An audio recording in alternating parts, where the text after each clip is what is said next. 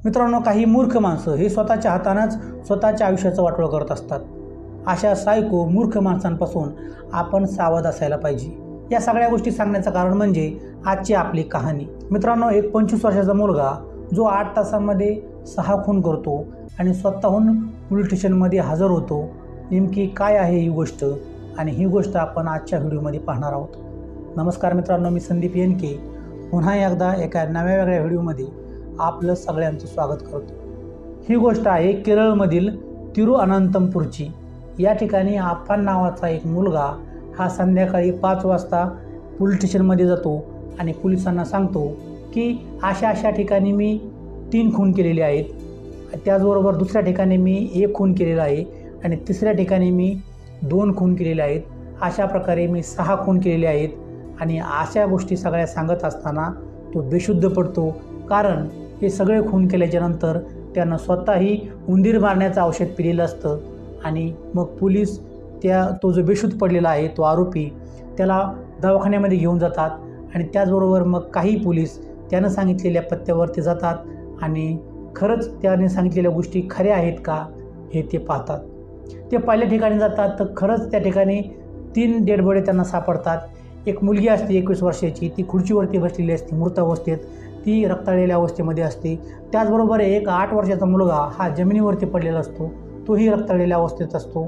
आणि एक महिला जी वरच्या मजल्यावर असते, बेडवर असते, तीही रक्ताळलेल्या अवस्थेमध्ये असते. त्याचबरोबर त्यानं सांगितलेल्या दुसऱ्या ठिकाणी ते जातात. त्या ठिकाणी एक वृद्ध महिला, साधारणतः 80 वर्षाची म्हातारी असेल, त्या म्हातारीही रक्ताळलेल्या अवस्थेमध्ये पडलेली पोलिसांना दिसते. त्याचबरोबर तिसऱ्या ठिकाणी पोलीस जातात आणि त्या ठिकाणी एक महिला आणि एक पुरुष अशा प्रकारचे 2 मृतदेह पोलीस ताब्यात घेतात. टोटल या ठिकाणी पोलिसांना 6 मृतदेह सापडलेले असतात. परंतु ते मृतदेह जमा करत असताना एका डेड बॉडीचा श्वास चालू आहे असं पोलिसांना दिसतं आणि ती डेड बॉडी महिलेची असते. आणि पोलीस मग त्या महिलेला दवाखान्यामध्ये ॲडमिट करतात.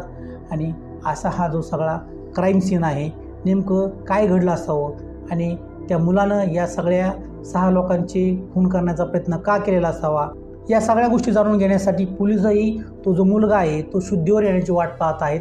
कारण त्यानं या सगळ्या खून केल्याच्यानंतर स्वतः उंदीर मारण्याचं औषध घेतलेलं असतं. दवाखान्यामध्ये गेल्यानंतर पाहतात की तो जो मुलगा आहे, ज्या मुलानं औषध घेतलेलं असतं, तो आता हळूहळू शुद्धीवर यायला लागला आहे. त्याचं नाव असतं आफान. आणि मग ज्यावेळेस तो शुद्धीवर येतो त्यावेळेस पोलीस त्याचा जबाब घेतात आणि जबाबामध्ये तो ज्या गोष्टी सांगतो त्या गोष्टी ह्या अशा प्रकारच्या असतात. तो सांगतो की त्याच्यावरती बरंच कर्ज वाढलं होतं, देणेकरांची यादी वाढली होती, अनेक बँकांचं कर्ज त्याच्यावरती झालं होतं. आणि मग या सगळ्या अवस्थेमध्ये तो परेशान झाला होता.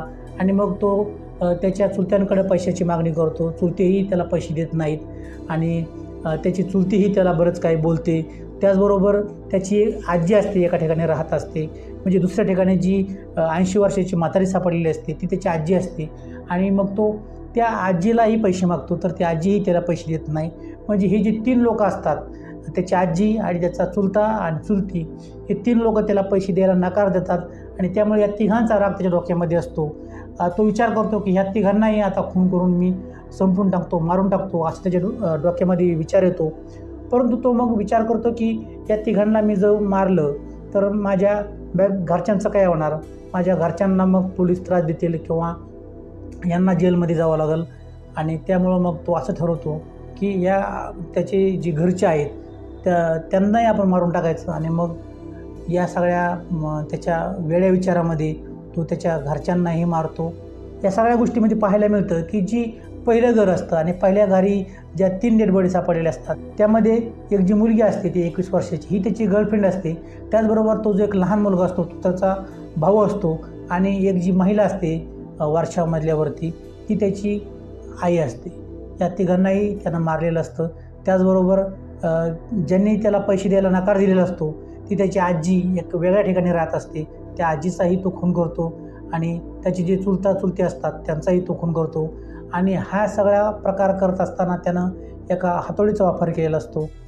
हातोडीनं त्यानं प्रत्येकाच्या डोक्यावरती डायरेक्ट मार केलेला असतो. आणि त्यामुळं ते जे लोक आहेत हे जागीच मृत्युमुखी पावलेले असतात. योगायोगानं म्हणा किंवा नशिबानं म्हणा, त्याची आई या प्रकारामध्ये वाचलेली आहे आणि ती आता दवाखान्यामध्ये ॲडमिट आहे, क्रिटिकल अवस्थेमध्ये आहे. मित्रांनो, हा सगळा जो प्रकार आहे हा 24 फेब्रुवारीचा प्रकार आहे आणि हा केरळमधला प्रकार आहे. मित्रांनो, माणुसकीला काळिमा फासणारी ही जी गोष्ट आहे, ही गोष्ट आपल्याला शिकवते की समाजामध्ये किती मूर्ख असे लोक असतात, किती सायको असे लोक असतात की जी कुठल्याही अवस्थेमध्ये काहीही करू शकतात. अशा लोकांपासून सावध राहायला पाहिजे. आणि मित्रांनो, हे जे आयुष्य आहे हे आपलं सुंदर आयुष्य भगवंतानं, ईश्वरानं आपल्याला दिलेलं आहे. खरं पाहिलं तर ज्याची ईश्वरावरती भक्ती आहे, म्हणजे तो कुठल्याही धर्माचा असू द्या, म्हणजे जर एखादा मुस्लिम असेल आणि तो त्याच्या धर्माशी प्रामाणिक असेल, तो त्याच्या देवाची भक्ती करत असेल, एखादा ख्रिश्चन असेल तो त्याच्या देवाची पूजा भक्ती करत असेल, एखादा हिंदू असेल तो त्याच्या देवाची भक्ती करत असेल, तर अशी ही जी लोक आहेत जी भक्ती मार्गामध्ये आहेत, अशा भक्ती मार्गामध्ये असणाऱ्या लोकांच्या मनामध्ये कधीही वाईट विचार येत नाहीत, कधीही चुकीचे विचार येत नाहीत. आणि त्यामुळे आपण वारंवार सांगत असतो की भक्तिमार्ग हा माणसानं धरला पाहिजे. कारण जर भक्तिमार्ग माणसानं धरला तर माणसांकडनं अशी राक्षसी कामं होणार नाहीत. मित्रांनो, आजची ही जी कहाणी आहे, आजची ही जी सत्य घटना आहे, ही सत्य घटना तुम्हाला कशी वाटली कमेंटमध्ये नक्की कळवा. पुन्हा भेटूया आपण अशाच एका नव्या व्हिडिओमध्ये. तोपर्यंत स्वतःची काळजी घ्या, आनंदात राहा, खुश राहा. धन्यवाद.